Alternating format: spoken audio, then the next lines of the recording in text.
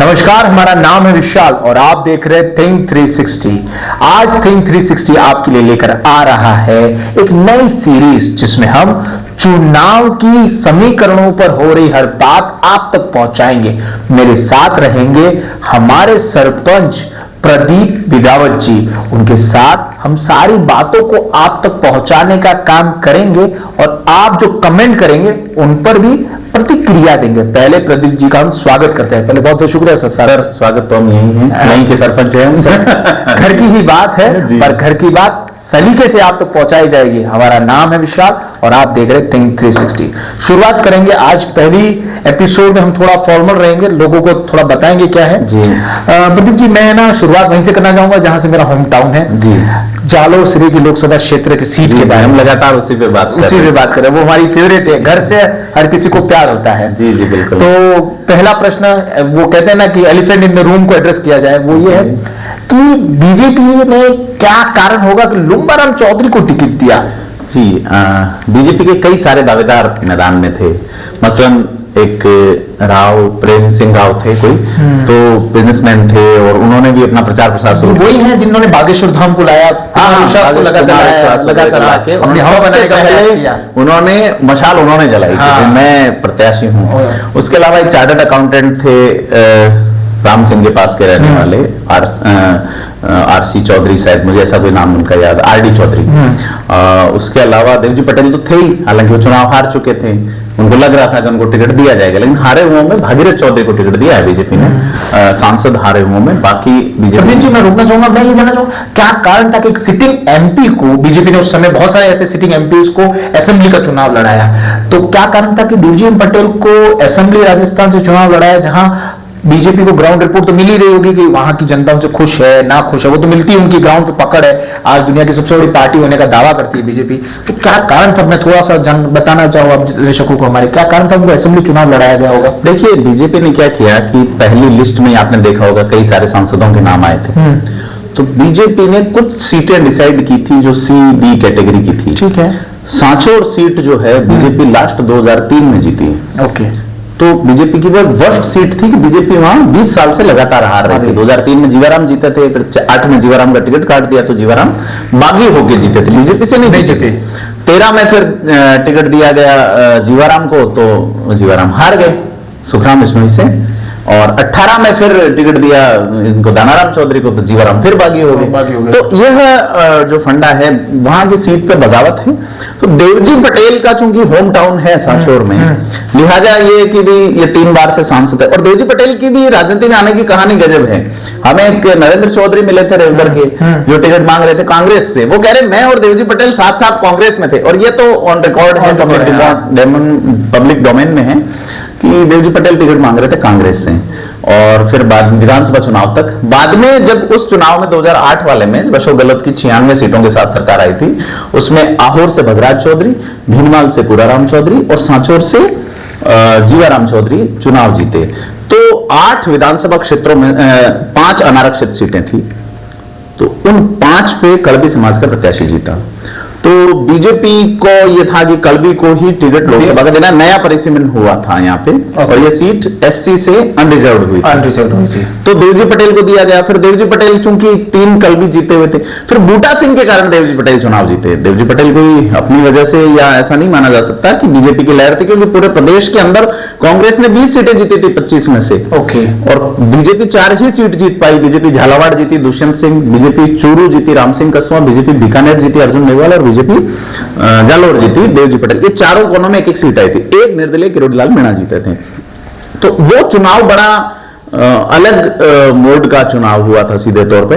प्रदीप जी, राम सिंह कसवा राहुल कसवा के पिताजी जो चूरू से भी बागी वाला मामला कांग्रेस में आ चुके हैं, राहुल कसवा टिकट ना मिल रहा है। अच्छा, तो हम वापस बैठे कि लुम्बाराम चौधरी को टिकट देने की वजह, खासा वजह आपको क्या लगती है कि ये खास वजह? कड़बी समाज एक बड़ा वोट बैंक है, कड़बी समाज। जी जी बिल्कुल। और बीजेपी इस समाज को कई जगह अकोमोडेट करती है। मसलन कि कांग्रेस जो टिकट देती है कल्बी समाज को, एक तो आहोर में टिकट देती है जालोर से लोकसभा में, और एक कल्बी को टिकट देती है चित्तौड़गढ़ में। तो कल्बी समाज बेसिकली बीजेपी का हो गया। पहले यही कांग्रेस का मूल वोट बैंक था। जब रत्नाराम चौधरी रानीवाड़ा से जीतते थे, भगराज चौधरी आहोर से जीतते थे। बिल्कुल। तो यहाँ कांग्रेस, यहाँ क्या है, निर्दलीय वो पुराने ठिकानों का जमाना था, जब राज परिवारों का जमाना था, तो कांग्रेस के कदम जमाने वाले रत्नाराम और बगराज रहे हैं। ओके जी। तो अब क्या हुआ कि कल्बी समाज बाड़मेर लोकसभा में भी है, कल्बी समाज जोधपुर में भी है, और थोड़ा सा पाली की रोहट सीट पे भी है। तो बीजेपी ने क्या किया, बीजेपी लूणी की सीट कल्बी समाज को देती है, जहां से जोगाराम पटेल अभी विधायक है, मंत्री हैं, आप मिले थे, बात हुई थी उनसे। उसके अलावा बीजेपी देती है आपका भीनमाल, है ना। तो बीजेपी लोकसभा में भी टिकट दे रही है, 2 यहाँ 3 विधायकों को टिकट दे रही है। इसका कारण ये कारण है। तो एक बाड़मेर में भी अमराराम चौधरी रहे हैं कल्बी समाज से। तो चलिए लुम्बाराम में हमने बात की, दूसरे के लिए लुम्बाराम का मैं बताना चाहूंगा कि फिर ये जो कैंडिडेट बहुत सारे आए जिनका मैंने जिक्र किया, प्रेम सिंह राव आए या ये कैंडिडेट आए, तो फिर राजपूत मांगने लगे। राम सिंह चारणीम राजपूत समाज से मांग रहे थे, नारायण सिंह देवल मांग रहे थे, ऐसे बहुत सारे, रविंद्र सिंह बालावत जो कि सबसे पुराने भाजपाई नेता हैं जालोर जिले के। तो अब बीजेपी को लगा कि ये एक कास्ट इक्वेशन तो है ही कि आपको एक कल्बी को टिकट देना है, अन्यथा वो पूरा समाज अगेंस्ट जाता है। जिस तरह से अभी देवासियों को लग रहा है कि पिछली बार हमारे एक प्रत्याशी थे रतन देवासी, जिनको लोकसभा का टिकट दिया गया, अभी बीजेपी कांग्रेस दोनों एक टिकट देवासी को देती है। सबसे पहले बीजेपी की बजाय कांग्रेस ने टिकट देना शुरू किया 2003 में। तो हारे थे रतन देवासी 2003 का चुनाव। फिर पहली बार एमपी का टिकट रतन देवासी को दिया गया। अब देवासियों को लगता है वैभव गहलोत के आने से कि हमारा एक टिकट कम हो गया, अब देवासी को कहां से मिलेगा टिकट। और देखा जाए तो राजस्थान में अब जालोर के अलावा कांग्रेस की ओर से कोई या बीजेपी की ओर से कोई सीट नहीं है जहां देवासी समाज को अकोमोडेट किया जा सके। फिर बाड़मेर में कांग्रेस कैसे जाट का टिकट काट देगी, काट ही नहीं सकती। पाली में देवासी संख्या इतनी नहीं है, पाली में सिरवी का क्लेम बनता है। सिरवी अभी मंत्री एमपी है भी, जो मंत्री रहे हैं पीपी चौधरी। तो लुम्बाराम को टिकट दिए जाने के पीछे बीजेपी एक मैसेज देना चाहती थी कि हम सरल और सहज लोगों को, जैसा अमित शाह लगातार अपनी जोधपुर वाली सभा में उनका जिक्र किया, ठीक है। तो लुम्बाराम जो ऐसा कहते हैं कि 7-8 प्रत्याशी थे और टिकट जब मांगने के लिए सारे लोग समाज के नाम पे टिकट मांगने, तो लुम्बाराम सबसे पीछे खड़े होते थे। तो जो भी कमेटी में ये व्यक्ति कौन है, सीधा सरल। लुम्बाराम की एडमिनिस्ट्रेटिव पैकेट बहुत गजब रही है अगर देखा जाए तो। लोकसभा चुनाव से पहले जो भी 2014-15 के वक्त मैं सिरोही में था आपके शहर में, तो उस वक्त वो जिलाध्यक्ष हुआ करते थे। तो पहली बार वहां प्रधान बने, जिला प्रमुख बना बीजेपी का। उससे पहले यह कांग्रेस का गढ़ रहा है। तो लुम्बाराम मतलब एक साधारण कार्यकर्ता पदाधिकारी वाली छवि अपनी बचाने में सफल रहे। और फिर लास्ट लाइन वाला बात कि वो लास्ट में खड़े होते थे, कोई एग्रेसिव। हम देख रहे बीजेपी में एक लंबे टाइम से ये चल रहा है माहौल। देवराज जाजड़िया देखिए, आप कैंडिडेट की, आप मुख्यमंत्री भी देखिए, मोहन यादव हो गए मध्य प्रदेश के, गुजरात से सभी लास्ट लाइन के लोग उनको अब आगे ला रही है बीजेपी, एक माहौल देगा। अच्छा, हमने बात की प्रदीप जी, वैभव गहलोत को हम मिले, थिंक 360 टीम उनसे मिले, हमने पूछा भी, तो वो एक पार्टी लाइन वाला आंसर जो हर कोई देता है कि पार्टी जहां से कहेगी मैं वहीं से चुनाव लड़ूंगा, ये कहते हैं। पर आपको क्या लगता है क्या कारण होगा कि वैभव जी को सिरोही जालोर से उतारा? सिरोही जालोर में डिमांड पहले से थी उनकी, पिछली बार भी डिमांड चली थी। अशोक गहलोत के जो सिपह सालार है उन लोगों ने डिमांड की थी।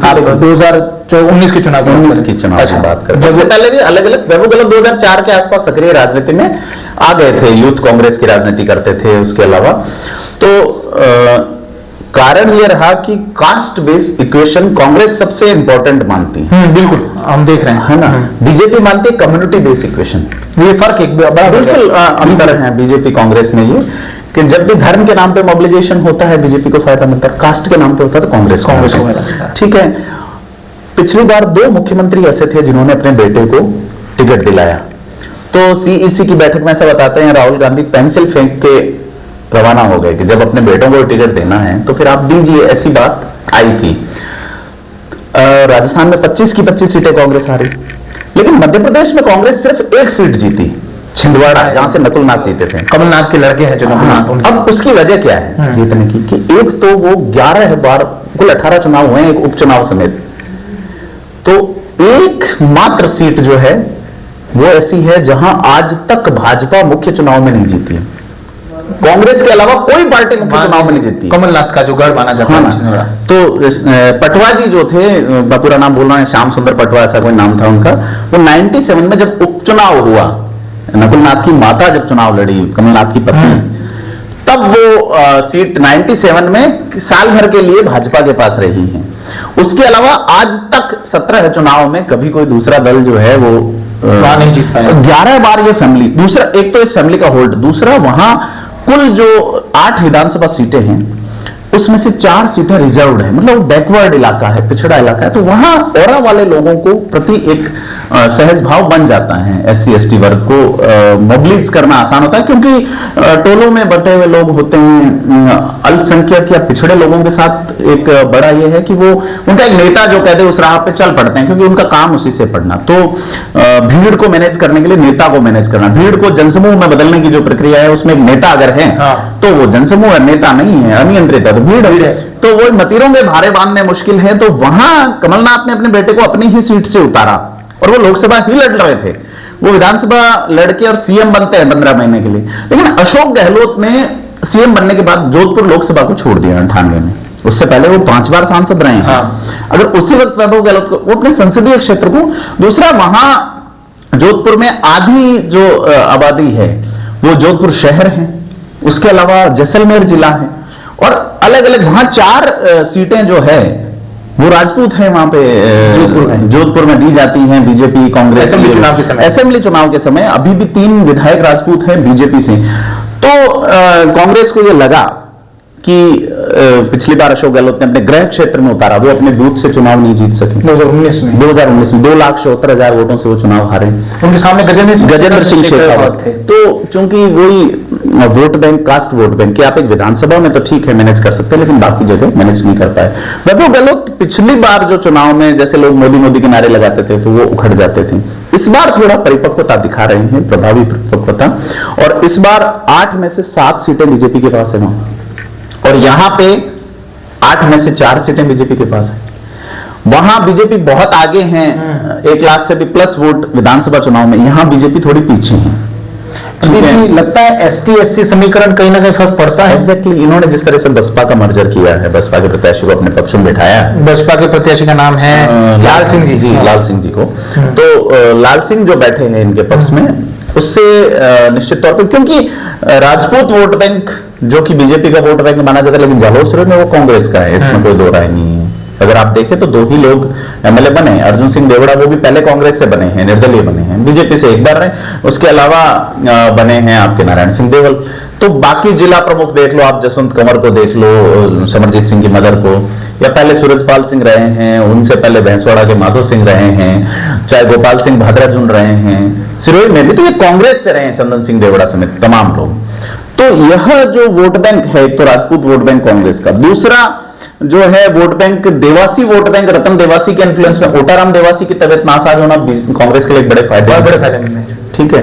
और SC ST में चूंकि बसपा एक विकल्प देती है, तो उस विकल्प को कांग्रेस ने खत्म कर दिया, तो इस कारण से इनको यहां उतारने की मेन बिल्कुल प्लानिंग है। हाँ, और ये लगता भी है कि लाल सिंह राठौड़ को शुरू से मैनेज ये जो है कि पहले से ये है कि भी बसपा का टिकट अप्लाई, और ये पहली बार नहीं हुआ यहाँ, ये पहले 2019 में भी हो चुका है, जब रतन देवासी को टिकट मिला तो बसपा का प्रत्याशी उनका ही व्यक्ति टिकट लेके आया और उसको इसी तरह से मैनेज किया गया। तो बसपा के साथ दूसरी बार लगातार किया, इसको धोखा तो नहीं कहेंगे, दिस इज रूटीन बेसिकली, आदत में है इन लोगों को। अगर मैं वैभव जी पढ़ रहा था तो मैंने ये प्रश्न उनसे वहां तब भी पूछा, वैभव गहलोत का कहना था कि मैंने ऐसा नहीं कि सिर्फ जलो से टिकट पार्टी ने दिया, मैंने तो टॉक से भी मांगा था। क्या कारण था टॉक से इन्हें टिकट नहीं? मालवी वोटर हैं अच्छी संख्या में टोंक सवाई माधोपुर से, और टोंक सवाई माधोपुर की जो सीट है 2014 में अजरुद्दीन, मोहम्मद अजरुद्दीन जो इंडियन टीम के कैप्टन थे पहले, वो लड़े थे, चुनाव हारे थे यहाँ से। तो चुनाव ना देने का कारण क्या? वो तो देखिए कि उस समय कुछ समय पहले ही 2009 का भी उल्लेख किया अशोक गहलोत ने कि उनके पिता CM थे, तब भी टिकट दिया जा रहा था। तो यह एक समीकरण कांग्रेस ने बिठाए होंगे, लेकिन चूंकि मोदी लहर थी, तमाम चीजें थी, तो हर राजनेता या हर व्यक्ति, अशोक गहलोत जैसा राजनीति का जादूगर व्यक्ति समय देशकाल परिस्थिति के अनुसार फैसले लेते हैं। हाँ, वो तो जान ही रहे, जादूगर कह रहे हैं उनको।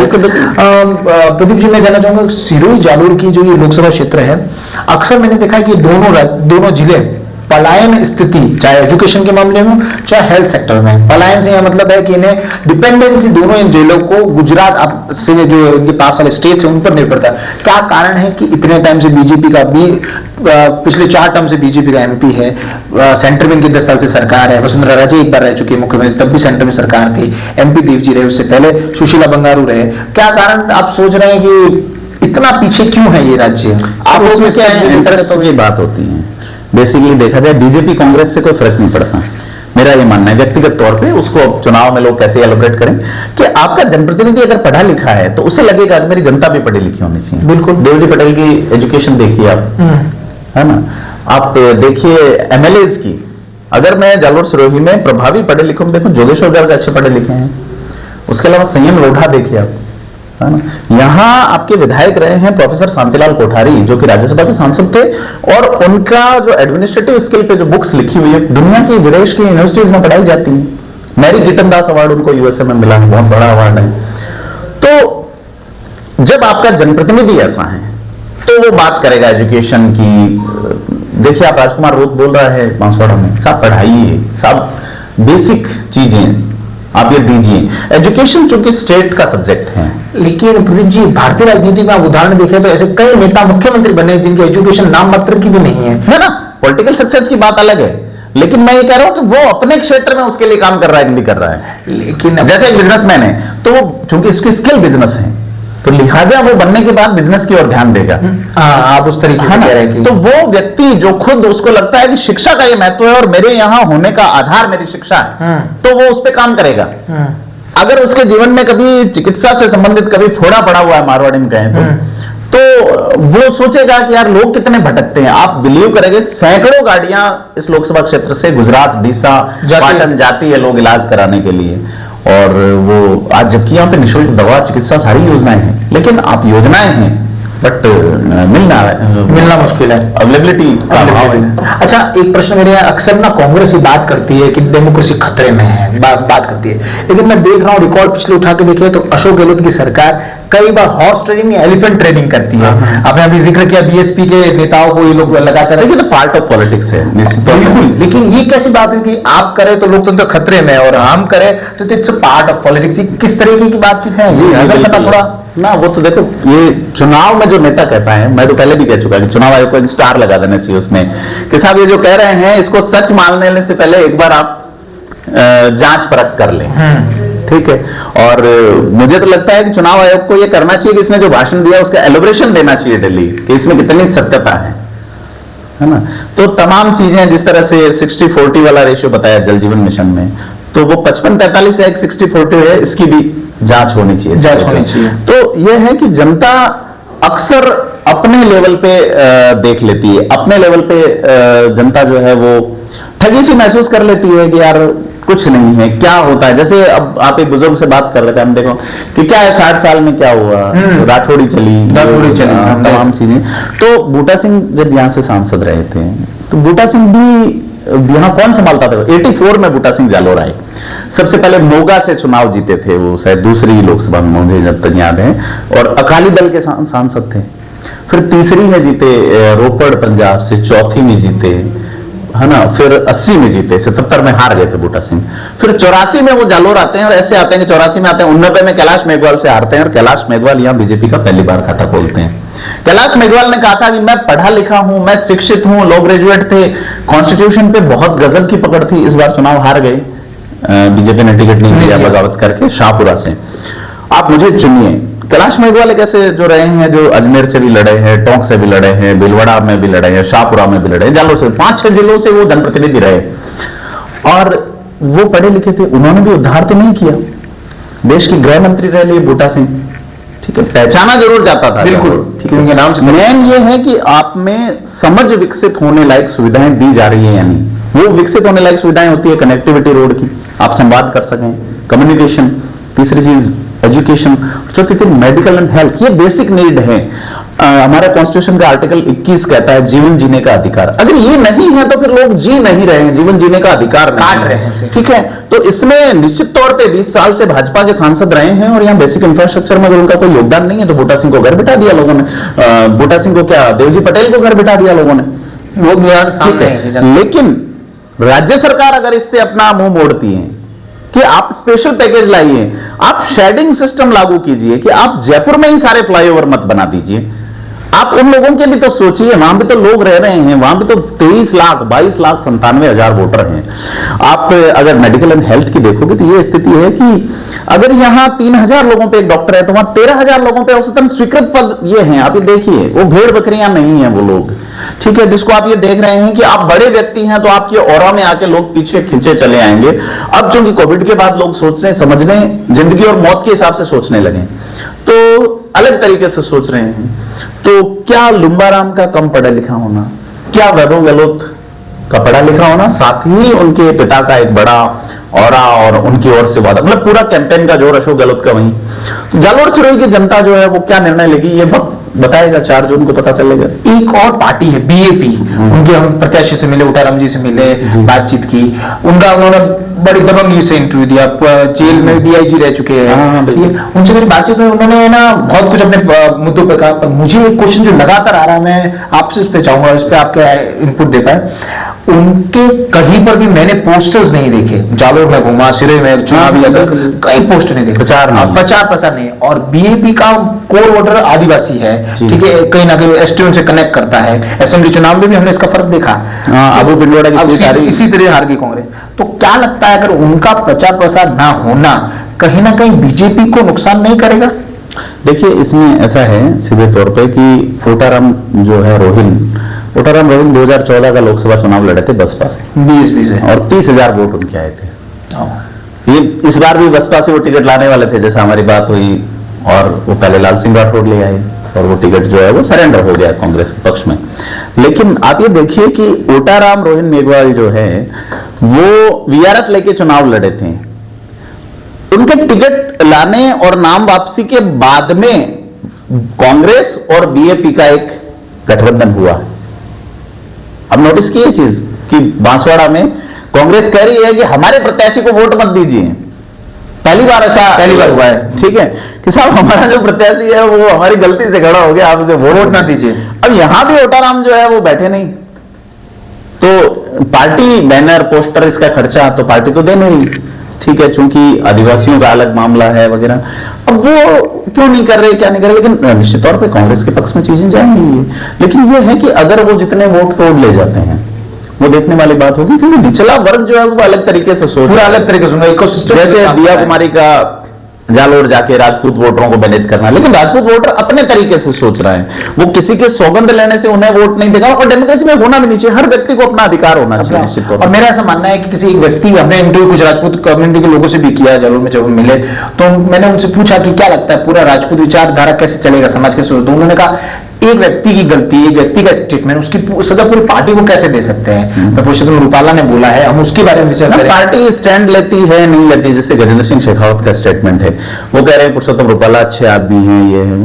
तो आपके मन में क्या है, main serious just act serious, आप एक्ट करते हैं या नहीं करते हैं, उसके ऊपर है। तो जो मन में है वही तो बाहर आएगा।